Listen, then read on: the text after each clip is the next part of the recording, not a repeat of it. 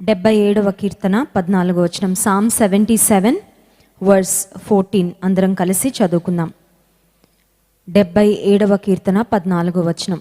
ఆశ్చర్య క్రియలు జరిగించు దేవుడవు నీవే. ఆశ్చర్య క్రియలు జరిగించు దేవుడవు నీవే. చిన్న ప్రార్థన. పరిశుద్ధ ప్రేమ కలిగిన తండ్రి, నీకు స్తోత్రాలు. ఆశ్చర్య కార్యములు జరిగించు దేవుడవని ఇప్పుడే నీ గ్రంథంలో మేము చదివాం ప్రభా. నీ మాటలు యందు మేము నమ్మికించడానికి సహాయం చేయండి. నీ గ్రంథంలోని శ్రేష్టమైన విషయాలను మేము ఎరుగునట్లుగా మా మనోనేత్రాలను వెలిగించమని వేడుకుంటున్నానయ్యా. నన్ను సంపూర్ణంగా నీ శిలువ చాటును మరుగుపరిచి మా అందరికీ క్షేమాభివృద్ధిని, మా విశ్వాసాన్ని బలపరిచే శ్రేష్టమైన నీ వాక్కులను అయ్యా నీవే నీ శిలువ నుండి మాకు అందించి మహిమను పొందమని వేడుకుంటూ యేసునామమున ప్రార్థిస్తున్నాం తండ్రి, ఆమేన్.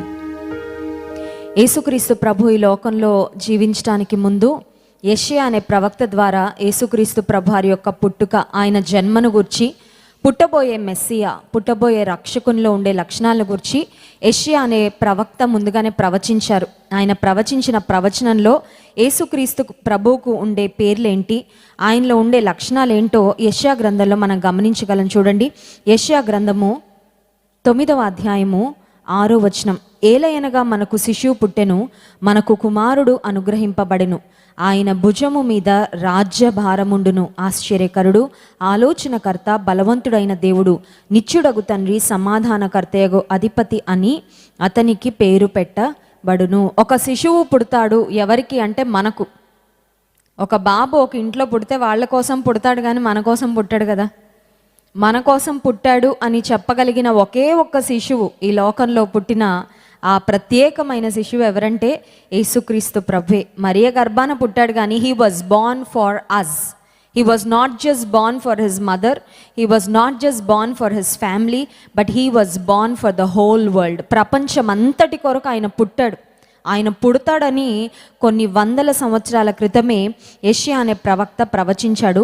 ప్రవచిస్తూ చెప్పిన మాట ఏంటంటే, ఆయనకు పెట్టబడే పేర్లలో మొదటి పేరు ఆశ్చర్యకరుడు. He will be called wonderful అనే మాట.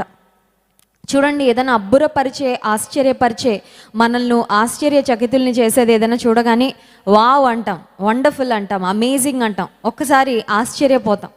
దేవునికి ఉన్న పేర్లలో ఒక పేరేంటంటే ఆశ్చర్యకరుడు. అంటే అర్థం ఏంటంటే ఆయన ఆశ్చర్య కార్యములు జరిగించు వాడు. He can do amazing things and he can do wonders on behalf of his people.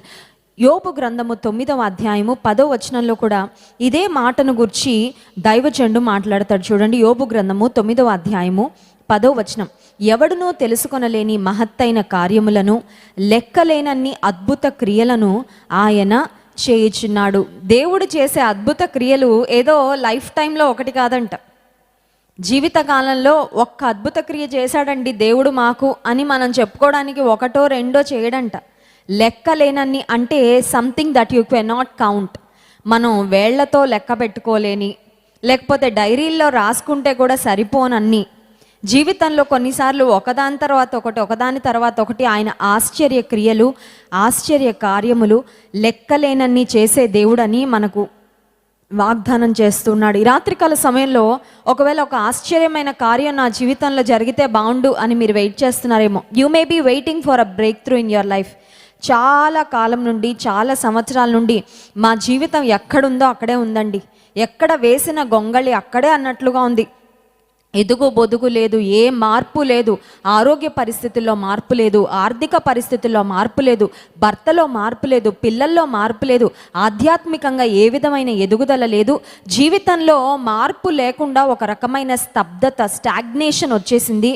నిజంగా ఈ పరిస్థితిలో బ్రతకడం కన్నా చనిపోవడం నయం అనిపిస్తుందండి అని బహుశా మీరు అనుకుంటున్నట్లయితే ఈ రాత్రికాల సమయంలో ఆశ్చర్య క్రియలు, ఆశ్చర్య కార్యములు జరిగించే దేవుడు మన పక్షంగా ఉన్నాడని గుర్తుపెట్టుకుందాం. హల్లెలూయా. చాలాసార్లు మనం మర్చిపోతాం అసలు మన దేవుడు ఎలాంటివాడో. ఏదో చేతగానివాడో, సామర్థ్యం లేనివాడో, తన ప్రజలను పట్టించుకోనివాడో మన దేవుడు అన్నట్లుగా మన వ్యవహార శైలి ఉంటూ ఉంటుంది. దేవుని మీద నువ్వు ఆధారపడితే ఆశ్చర్య క్రియలు నువ్వు జరిగించే దేవుడు అయ్యా, నీకు ఆ సామర్థ్యం ఉంది. నేను సర్వ శరీరులకు దేవుడను, నాకు అసాధ్యమైంది ఏదన్నా కలదా అని ఇర్మియా గ్రంథంలో దేవుడు ఒక ప్రశ్న అడుగుతాడు మనుషులని. ఏమనంటే, నేను సర్వ శరీరులకు దేవుడను, నాకు అసాధ్యమైంది ఏదన్నా ఉందా అంటే అది ఆయనకు తెలియక అడగట్లేదు, మనల్ని అడుగుతున్న ప్రశ్న.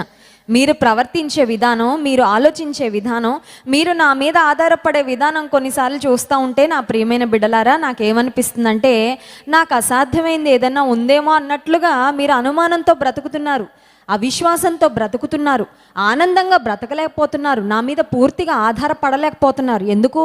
నా మీద ఆనుకుంటే మీరు ఏమైనా జారిపోతారా, పడిపోతారా? చూడండి, ఏదన్నా వీక్గా ఉన్న గోడని కానీ, ఏదన్నా బలహీనంగా ఉన్న నిచ్చెన్ని కానీ మనం పట్టుకున్నాం అనుకోండి, దాంతోపాటు మనం కూడా పడిపోతాం. కానీ మనం ఆనుకుంటున్న దేవుడు, మనం ఆధారపడుతున్న దేవుడు, ఏ దేవుని మీద మన విశ్వాసము నమ్మిక ఉంచుతున్నామో ఆ దేవుడు ఎలాంటి వాడంటే, చేయగలవాడు, సామర్థ్యం కలిగిన వాడు, బలవంతుడైన దేవుడు. ఎలాంటి బలం ఆయనకు ఉందంటే ఆయన బలమైన హస్తంతో ఎన్నో లక్షల మంది ప్రజలను ఐగుప్తు నుండి విడిపించి వాగ్దాన దేశంలోకి నడిపించిన దేవుడు. లక్షల కొలది ప్రజలను పోషించాడు, లక్షల కొలది ప్రజలను ఆరిన నేల మీద నడిపించాడు, లక్షల కొలది ప్రజలకు ఆశ్రయం ఇచ్చాడు, వారిని తన కంటిపాపలా చూసుకున్నాడు.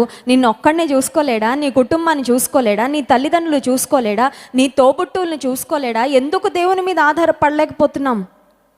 దేవాది దేవుడు మనల్ని అడుగుతున్న ప్రశ్న ఏంటంటే, నాకు అసాధ్యమైంది ఏదైనా ఉందా? ఇప్పుడు దేవుడు మనందరిని అడుగుతున్నాడు ఈ ప్రశ్న, మనం జవాబు చెప్దాం.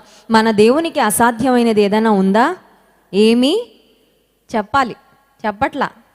మీరే చెప్పుకోండి అక్క, మీరేం చెప్పుకుంటారో చెప్పుకొని వెళ్ళిపోండి అన్నట్లు చూస్తున్నారు. మన దేవునికి అసాధ్యమైంది ఏదైనా ఉందా? మన దేవునికి అసాధ్యమైంది ఏది లేదు. అసాధ్యమైంది ఏది లేనప్పుడు నీ జీవితంలో ఒక అసాధ్యం నీ ఎదుటొచ్చి నిలబడి నిన్ను భయపెడుతూ ఉంటే, నిన్ను వణికిస్తూ ఉంటే, నిన్ను ఛాలెంజ్ చేస్తుంటే ఎందుకు వణికిపోతూ రూమ్లోకి వెళ్ళిపోయి దుప్పటి కప్పుకొని ముసుగుదాన్ని నిరాశపడిపోతున్నావు? చాలాసార్లు మనం పరిస్థితులకి స్పందించే విధానం అలాగే ఉంటుంది.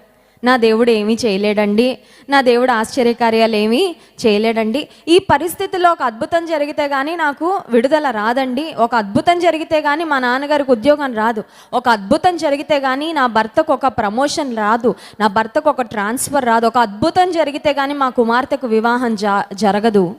కానీ అద్భుతం జరుగుతుందా అంటే ఖచ్చితంగా జరుగుతుంది. ఆశ్చర్యకార్యం చేస్తాడా? ఖచ్చితంగా చేస్తాడు. ఎందుకంటే మన దేవునికి ఉన్న పేరే he is an a wonderful god. ఆయన ఆశ్చర్యకరుడైన దేవుడు.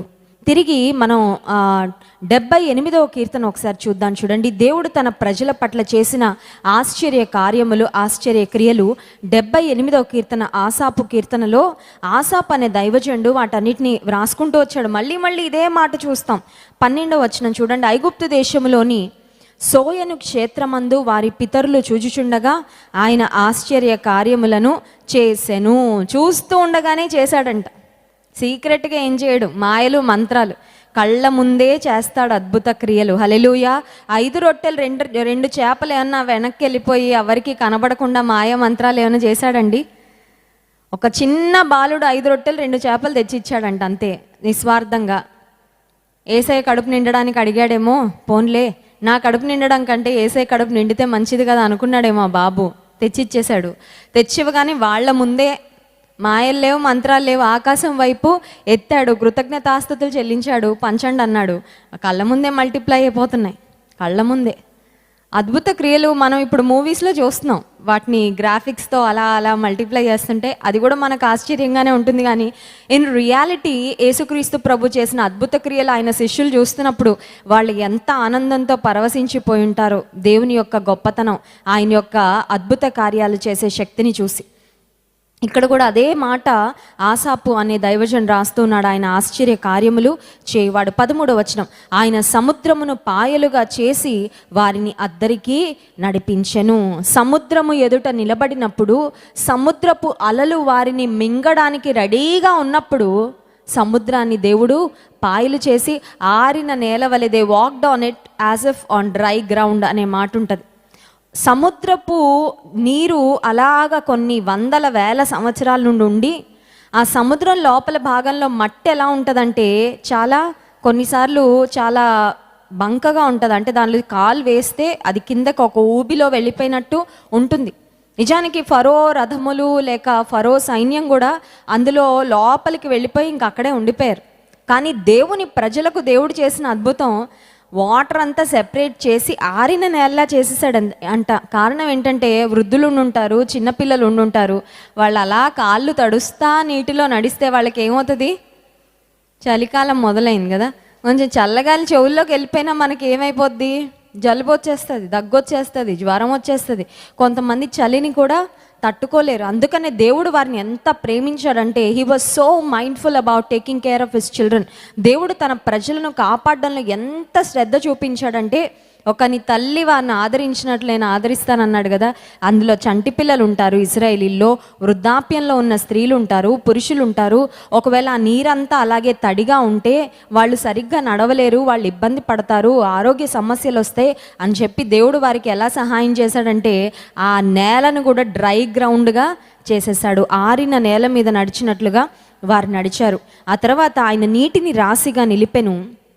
14వ వచనం, పగటి వేళ మేఘములో నుండి రాత్రి అంతయు అగ్ని ప్రకాశములో నుండి ఆయన వారికి త్రోవ చూపెను. పగలు మనకు తెలుసు ఎండ చాలా తీక్షణంగా కాస్తూ ఉంటుంది.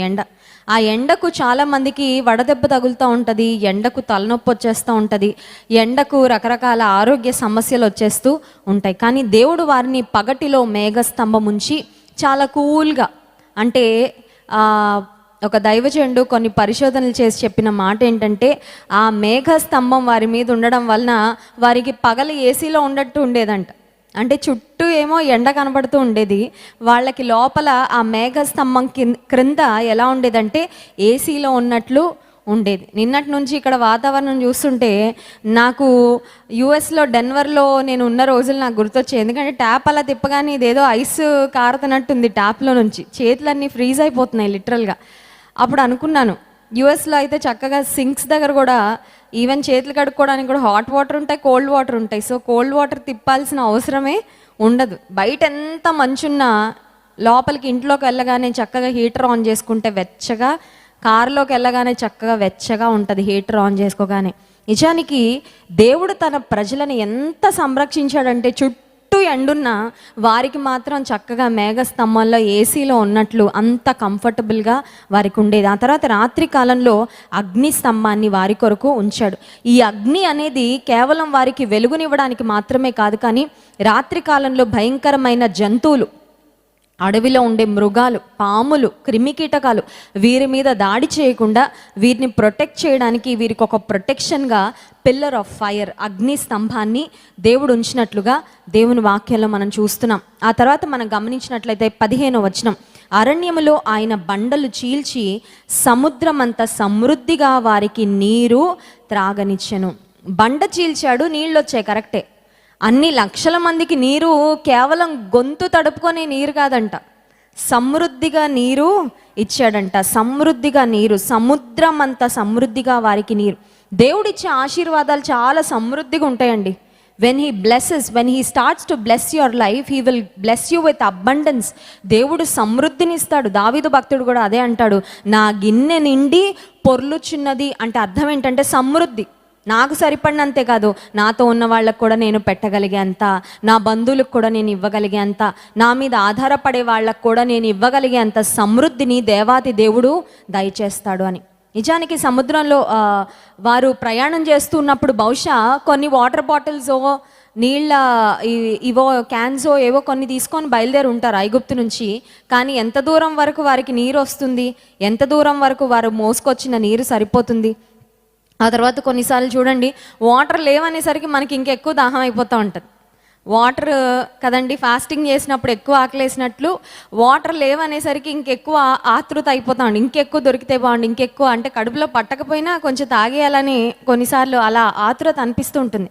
కానీ దేవుడు వారికి బండను చీల్చి నీటిని ప్రవాహముగా వారికి ఇచ్చి వారి దాహాన్ని తీర్చాడు, సముద్రమంతా సమృద్ధిగా వారికి నీరు త్రాగనిచ్చాడు. దేవుడు ఆశ్చర్యకార్యాలు చేసేవాడు అనడానికి ఆయన ప్రజల పక్షంగా చేసిన ఈ అన్ని అద్భుత కార్యాలు గొప్ప నిదర్శనాలు. 16వ వచనం, బండలో నుండి ఆయన నీటి కాలువలు రప్పించెను, నదుల వలె నీళ్లు ప్రవహింపచేసెను. ప్రవాహము, వాటర్ ఫ్లోయింగ్ వాటర్, ప్రవాహము వలె నీటిని దేవుడు తన ప్రజలకు అనుగ్రహించాడు. ఈ రాత్రికాల సమయంలో దేవుడు మనల్ని కూడా ఇదే ప్రశ్న అడుగుతున్నాడు. నేను ఆశ్చర్యకరుడను, నాకున్న పేర్లలో ఒక పేరు ఆశ్చర్యకరుడు అయిన దేవుడు అని పేరు.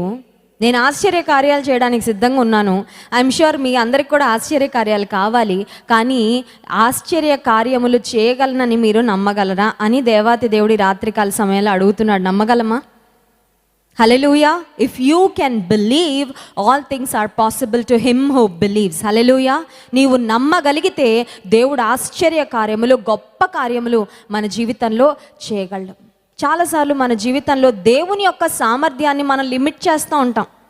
అంటే మన ఇమాజినేషన్ని లిమిట్ చేసుకోవడం ద్వారా దేవుని యొక్క సామర్థ్యాన్ని కూడా మనం లిమిట్ చేసేస్తూ దేవుడు చేయగలడని నమ్ముతున్నాను కానండి, అంత చేయగలడని మాత్రం నేను కొంత చేయగలడండి, కొంచెం హెల్ప్ చేయగలడు, కరెక్టే, కొంచెం రిలీఫ్ ఇవ్వగలడు, కొంచెం ఉపశమనం ఇవ్వగలడు, కొంచెం ఉన్నతమైన స్థితి ఇవ్వగలడు, కొంచెం విడుదల ఇవ్వగలడు, మొత్తం విడుదల ఇవ్వగలడా? I'm not sure. నువ్వు ఎంత నమ్మితే అంతవరకు చూస్తావు దేవుని కార్యాలు. నువ్వు పరిపూర్ణంగా విశ్వాసం ఉంచితే, పరిపూర్ణంగా నమ్మగలిగితే, పరిపూర్ణంగా దేవుడు చేసే అద్భుత ఆశ్చర్య కార్యాలు మనం ఎక్స్పీరియన్స్ చేయగలం. యేసుక్రీస్తు ప్రభు కూడా ఈ లోకంలో పరిచర్య చేస్తున్న దినాల్లో ఆయనని ఎవరొచ్చి ముట్టుకున్నారో ప్రజలు ఆయన మీద పడిపోయేవాళ్ళంట. గుంపులుగా వచ్చి పడిపోయేవారండి. ఎందుకంటే ఆయన touch, even the him of his garment, ఆయన వస్త్రపు చెంగును పట్టుకుంటే కూడా స్వస్థత జరిగిపోతుంటే అందరూ వెనకాల నుంచి ప్రక్కన నుంచి ఆయనకు తెలియకుండా బోల్డ్ అంతమంది స్వస్థతలు పొందేవారు. అక్కడ రాయబడిన మాట ఏంటంటే, ఆయనను ముట్టిన వారందరూ స్వస్థత పొందారు. యేసుక్రీస్తు ప్రభువును విశ్వాసంతో ఎవరొచ్చి టచ్ చేశారో వాళ్ళందరికీ స్వస్థత జరిగింది.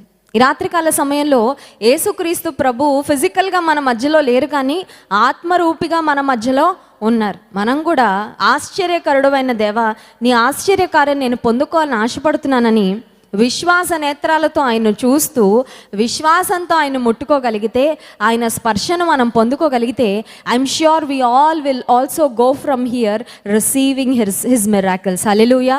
ఆయన అద్భుత కార్యాలు మనం కూడా పొందుకొని వెళ్తాం, పొందుకోకుండా ఖచ్చితంగా వెళ్ళము. అనేక మంది జీవితాల్లో అద్భుత కార్యాలు చేశాడు. ఇప్పుడే చదివాం, ఇశ్రాయేలీల జీవితంలో ఎన్నో గొప్ప కార్యాలు చేశాడు. ఈ రాత్రికాల సమయంలో it's your turn and my turn to receive a miracle from God. మనం సిద్ధంగా ఉన్నాం, దేవుడు ఎప్పుడు సంసిద్ధంగానే ఉన్నాడు. ఆయనకి ఎప్పుడు శక్తి సామర్థ్యాలు ఉంటాయి, ఆయన ఎప్పుడు మేలు చేయాలని ఉద్దేశిస్తున్నాడు. నీవు నమ్మగలిగితే, నీవు ఆయన యందు విశ్వాసం ఉంచగలిగితే, ఆయన లెక్కలేనన్ని అద్భుత కార్యములు చేయువాడు. ఎవరికో కాదు, నాకు చేస్తాడు, నా ఇంట్లో చేస్తాడు, నా కుటుంబంలో చేస్తాడు, నా బిడ్డల విషయంలో చేస్తాడు, నా ఆరోగ్య విషయంలో చేస్తాడు, మా ఆర్థిక విషయంలో చేస్తాడు, లేకపోతే మా పిల్లల చదువుల విషయంలో చేస్తాడు, ఉద్యోగ విషయంలో చేస్తాడు, మా ఆత్మీయ జీవితం విషయంలో ఆయన గొప్ప కార్యం చేస్తాడని నీవు దేని విషయంలో దేవుని అద్భుతం కొరకు ఎదురు చూస్తున్నావో ఆ విషయంలో విశ్వాసం, పూర్ణ విశ్వాసం దేవుని మీద ఉంచగలిగితే దేవుడు తప్పకుండా లెక్కలేనన్ని అద్భుత కార్యాలు చేస్తాడు. అటువంటి అద్భుత ఆశ్చర్య కార్యాలు మన కుటుంబాల్లో మనం పొందుకొనున్నట్లు దేవుడు మనకి సహాయం చేయునుగాక. ఆమెన్. లేచి నిలబడండి, దేవుని స్తుతించి ఆరాధించుకుందాం. ఇది జరుగునని నేను అనుకొనని భీకర కార్యములు, మా ఊహకు అందని గొప్ప మేలులు చేయగలవాడవు గొప్ప దేవుడు అనే పాటను పాడుతూ దేవుని స్తుతిద్దాం.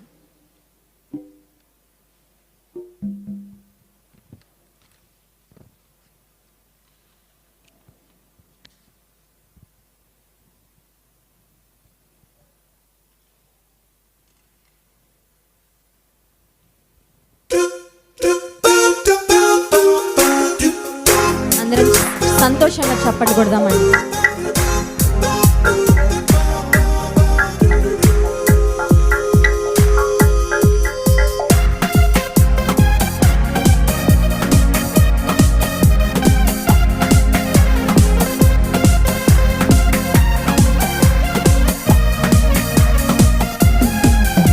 ఇది జరుగునని నేననుకొనని భీకర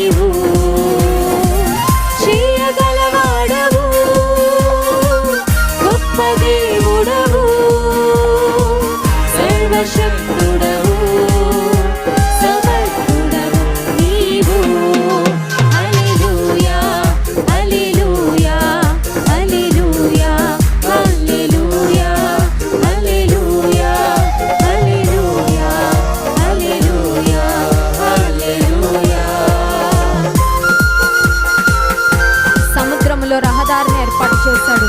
ఆకాశము నుండి ఆహారాన్ని కురిపించాడు. మన ప్రతి అవసరత ఆయన తీర్చగలడు.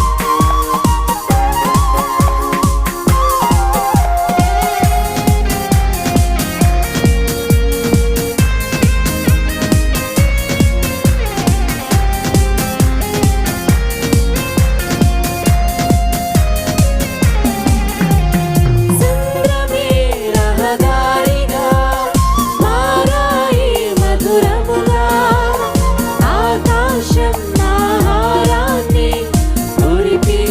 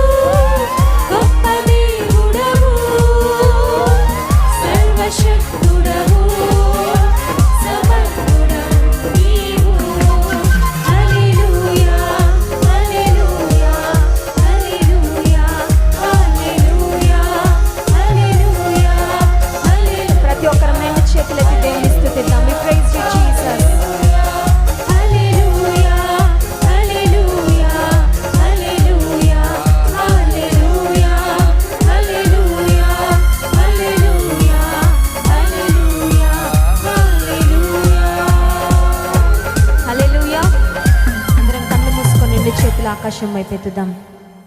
నీ చిత్తం నేను చేస్తానయ్యా, నీ బాటలో నడుస్తా, నీ మాట వింటా, నిన్ను వెంబడిస్తా, ప్రతి అడుగు నీ చిత్తానుసారంగా వేస్తా ప్రభువా.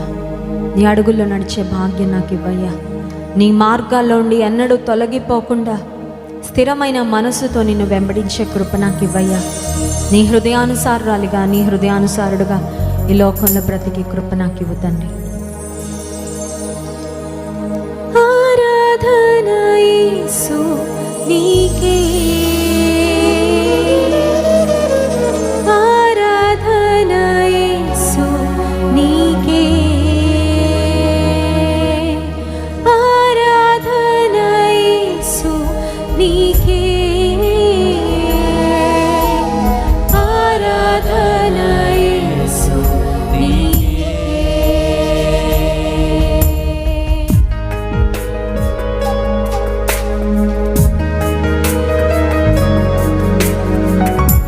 ప్రతి ఒక్కరం కళ్ళు మూసుకొని 2 చేతులెత్తి యేసయ్యను ఆరాధిద్దాం ఈ రాత్రికాల సమయంలో. Lord Jesus, I praise you. Thank you Lord.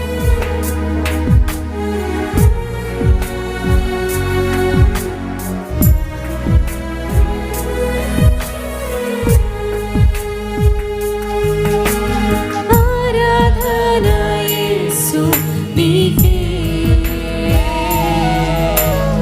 ఆరాధన యేసు నీకే,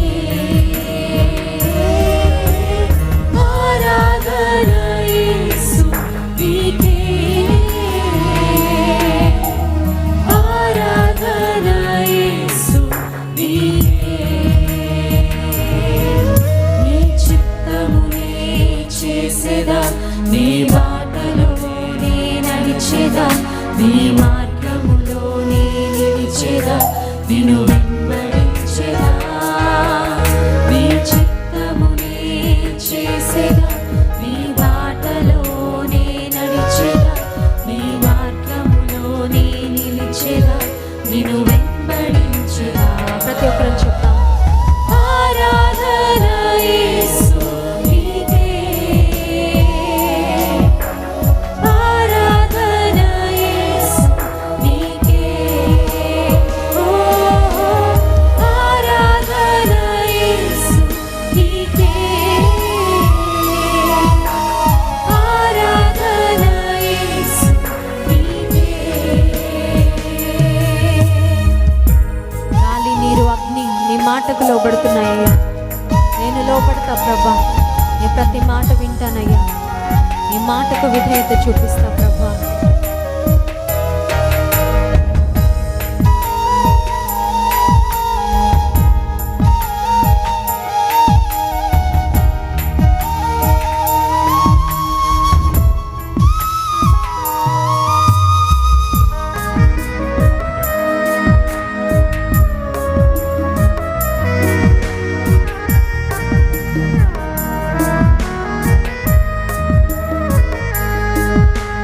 గాలి, నీరు, అగ్ని నీ అద్భుత మాటకు లోబడుచూనే ఉన్నవి అన్ని వేళలా.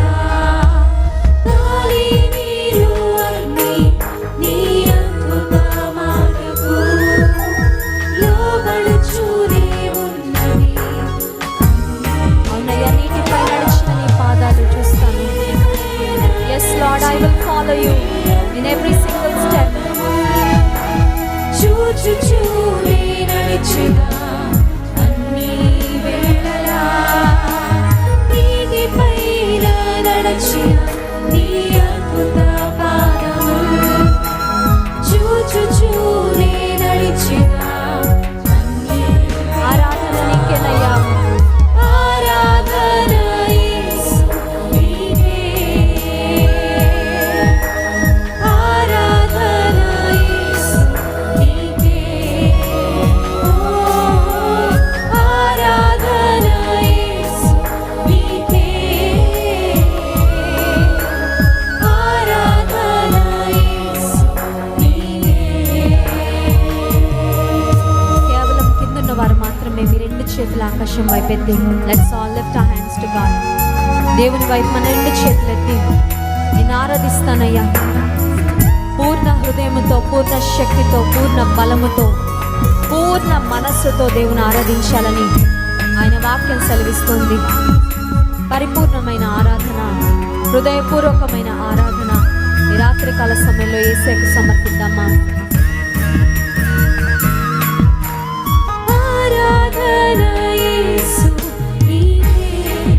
Let's lift up our voices, church. ప్రతి ఒక్కరం స్వరం ఎత్తేసి ఆరాధిద్దాం. Lord Jesus, I thank you.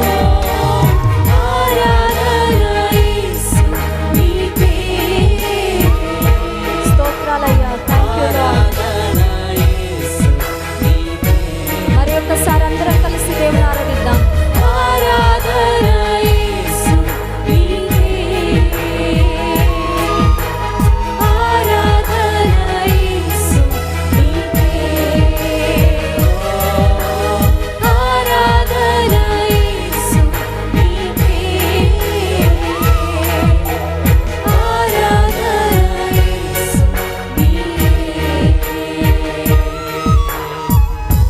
పరిశుద్ధ ప్రేమ కలిగిన తండ్రి, నీకు స్తోత్రాలు.